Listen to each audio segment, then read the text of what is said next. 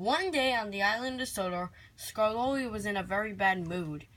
It's because of an accident he had at the other day at the Sodor picnic. Then Thomas puffed out of his shed. "What's the matter?" Skarloey asked Thomas. "Go. I don't want to talk about it," groaned Skarloey. "Ugh, this again?" said Thomas. "This happens all the time. A small accident happens, and yet you make a big fuss about it." "I don't care," said Skarloey. "Do you know how humiliated I was, Thomas?"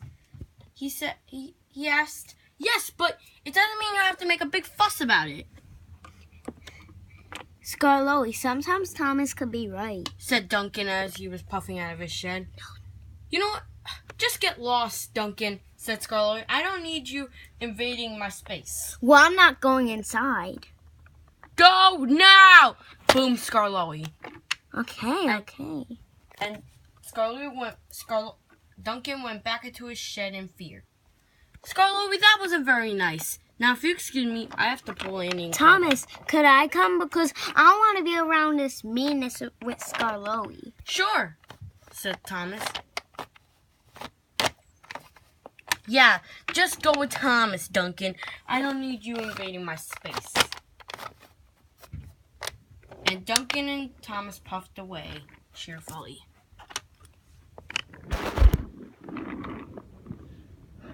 Skarloey was in a worse and worse mood because all the engines were invading his space, and he didn't like that. "Ah!" groaned Skarloey. "I'm sick of this." Then Sir Topham Hatt walked up.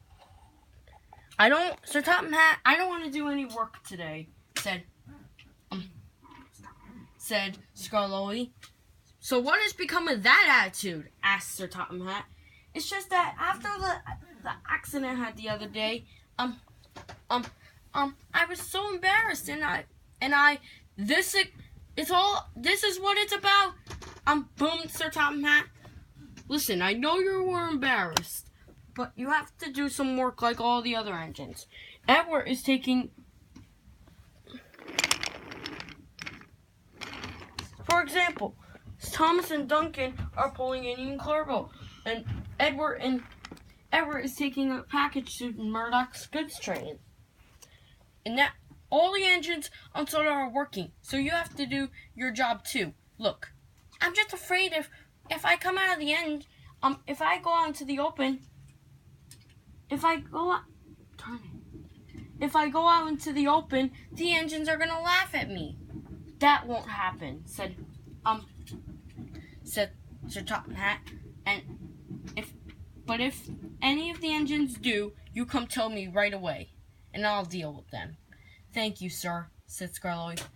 "Now, today I need you to go pull a goods train, with the hippo car." "Yes, sir," said Skarloey. "But be careful. The second line ends, and they're working on putting some new tracks." "Yes, sir," said Skarloey. As Sir Topham Hatt walked away. The hippo car was in the siding, and Skarloey had got to work. Sir Topham Hatt didn't realize that Skarloey was just kidding. He wasn't really gonna pull the hippo car. He was just planning to cause trouble.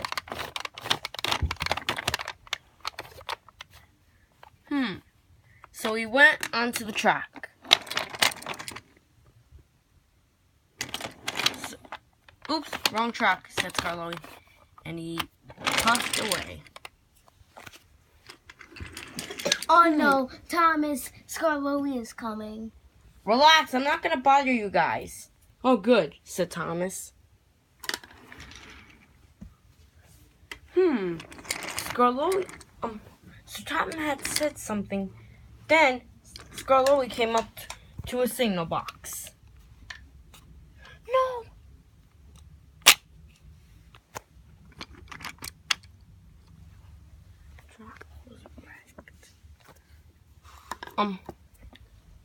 So Skarloey came up to a signal box. So Topham had said something about Edward taking something to Murdoch's goods train, he thought to himself. So maybe I can that's where I could cause him a little bit of trouble, said Skarloey. Then the signal box came up and he puffed away. As he approached Brendam Docks, he saw Edward and he saw Cranky loading up the cargo car. So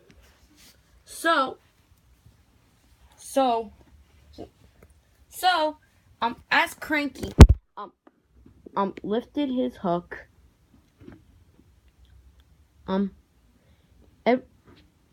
Skarloey, it was Skarloey's chance to cause some trouble. He coupled up in the back of Edward's tender. What the? Skarloey, what are you doing? Asked Edward, but Skarloey didn't answer back. He started pushing Edward. Edward put on his brakes, but he wouldn't stop. Stop! Screamed Edward. But Skarloey still didn't listen. Edward put on his brakes, but they didn't help. Skarloey was too strong. I'm serious this time, said Edward. Stop! No, said Skarloey. Just then they were on another track.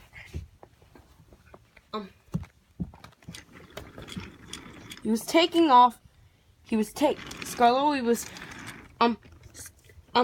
Edward was now going faster than he's ever gone before. Skarloey, you really have to stop. My wheels are starting to hurt. Don't care, said Skarloey. Then there was trouble. Thomas and Duncan were pulling Annie and Clarabelle on the same track. Once they got sight of each other, they all applied their brakes except Skarloey. Oh no! said Edward. Oh no! said Thomas. As he let out a big whistle in fear. Dun, dun, dun, dun, dun. Quick as a flash, Thomas smashed into the cargo car. And they all came off the track. Thomas and Duncan weren't really hurt.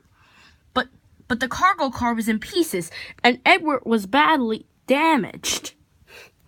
Now look what you've done, Thomas boasted.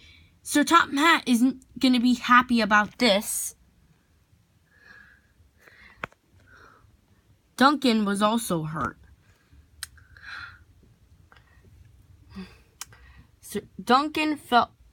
Skarloey felt terrible. So he quickly uncoupled from Edward and he fled the scene. Skarloey quickly went on the turntable and chuffed back into his shed.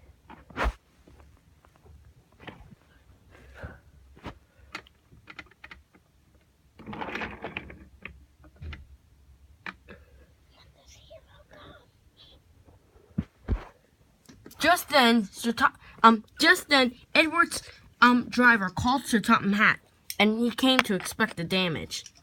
Who did? Edward, tell me, who caused this accident? It was Skarloey. He pushed me and Thomas off. He pushed me into Thomas and Duncan, he said. I see. Well, I'll deal with him, Edward. You don't have to worry. Thank you, sir, said Edward. Sir Topham Hatt went to Duncan's shed. Open up, Duncan, said Skarloey.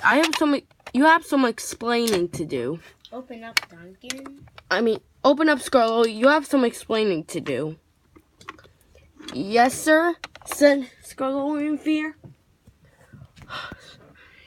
I know that you've caused that accident over there, and that was not good. I'm sorry, sir, said Skarloey. Sorry isn't enough. You've I am extremely disappointed in you.